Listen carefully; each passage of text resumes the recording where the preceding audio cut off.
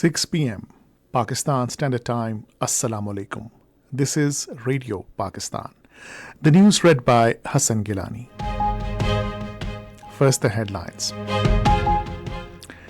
Prime Minister and Emir of Qatar during telephonic conversation have renewed commitment to work closely and broaden cooperation between Pakistan and Qatar in diverse fields. Shehbaz Sharif has assured making all-out efforts on emergency basis for promotion of education in the country.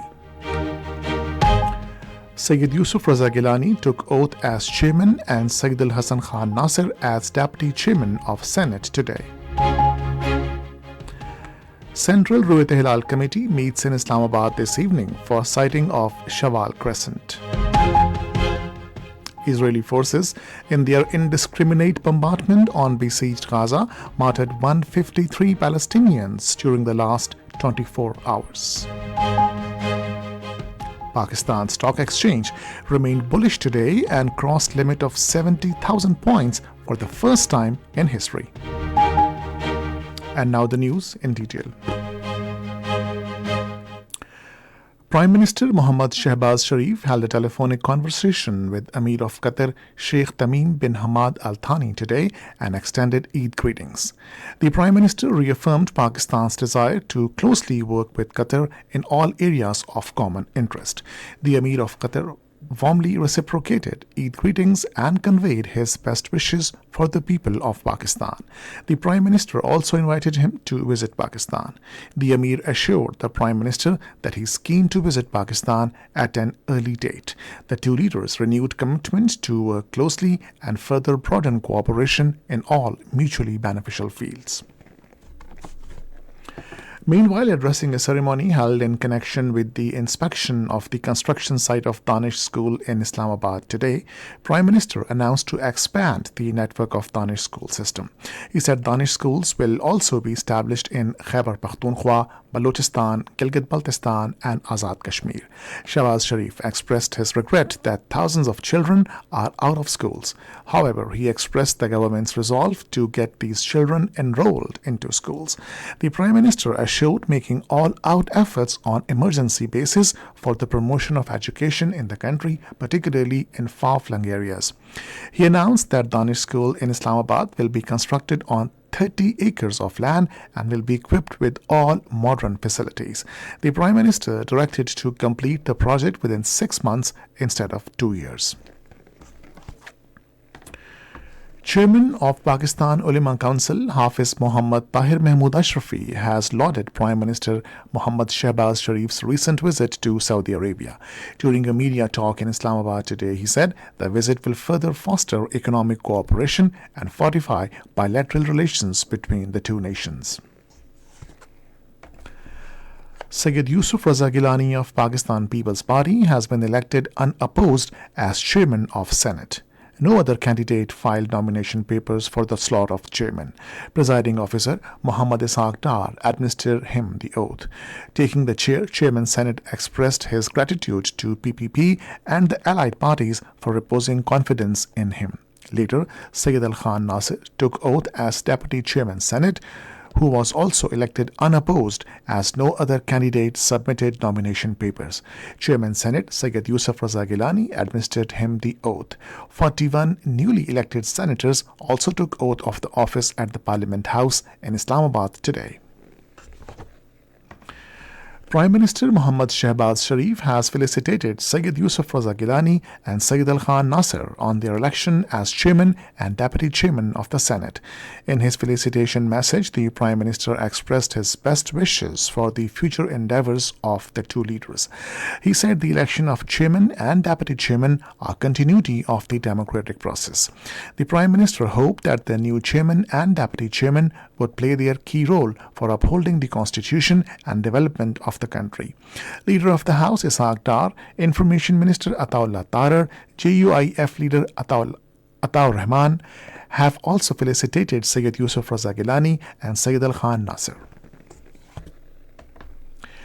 The Election Commission of Pakistan has instructed political parties to submit information on expenditures incurred during the general elections and disclose their list of donors by 22nd of this month. In a statement today, the Commission asserted that all political parties participating in the general elections are required to provide a roster of donors who have contributed 1 million rupees or more towards the election campaign. This is Radio Pakistan.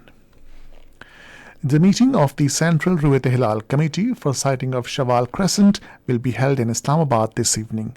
Chairman of the committee, Maulana Sayyid Muhammad Abdul Khabir Azad, will preside over the meeting. According to spokesperson of Ministry of Religious Affairs, the meetings of zonal committees will also be held simultaneously in the provincial capitals.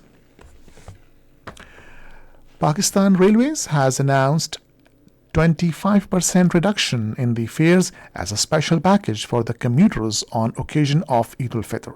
According to a press release issued in Lahore today, railway fares will be reduced by 25% for first 3 days of Eid al-Fitr. This discount will be available on all types of trains and classes. However, the discount will not be applicable on Eid special trains. Special Investment Facilitation Council is playing a pivotal role to exploit the country's mineral potential. The establishment of Mines and Minerals Division at the federal level has been fast-tracked to harness the potential of mining. The division will help in revitalizing the mineral sector by harmonizing mineral policies and regulations across the country. The federal and provincial coordination will facilitate domestic and foreign investment. Pakistan Mineral Development Corporation has started executing an agreement with an American company for the export of pink salt. The consumers will get decreased bills during the current month as compared to last month, owing to fuel price adjustment mechanism. According to NEPRA's notification, power tariff has reduced by 2 rupees 90 paisas per unit for April. Consequently, fuel price adjustment for the current month has reduced to 4 rupees 92 paisas per unit from 7 rupees per unit. 153 Palestinians were martyred in unabated Israeli strikes and bombardment on Gaza enclave during the last 24 hours.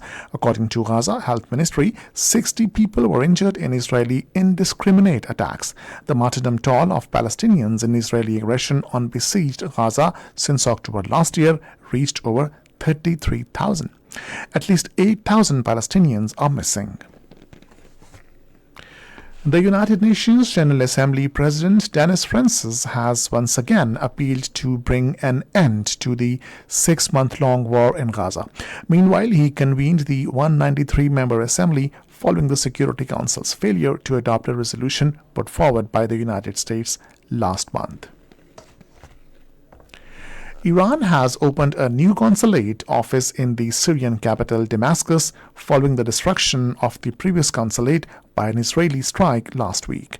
Iranian Foreign Minister Hossein Amir Abdullahian and Syrian Foreign Minister Faisal Mikdad attended the inauguration ceremony of the new consulate. The Pakistan Stock Exchange recorded a great surge in business activity today, and the KSE 100 index crossed the limit of 70,000 points for the first time in history today. The trade and business community view the existing positive and bullish trend in the stock market as a positive sign for the country's economy. And finally, the weather. Mainly dry weather is expected in most parts of the country, while hot in plain areas during the next 12 hours. And now the headlines once again.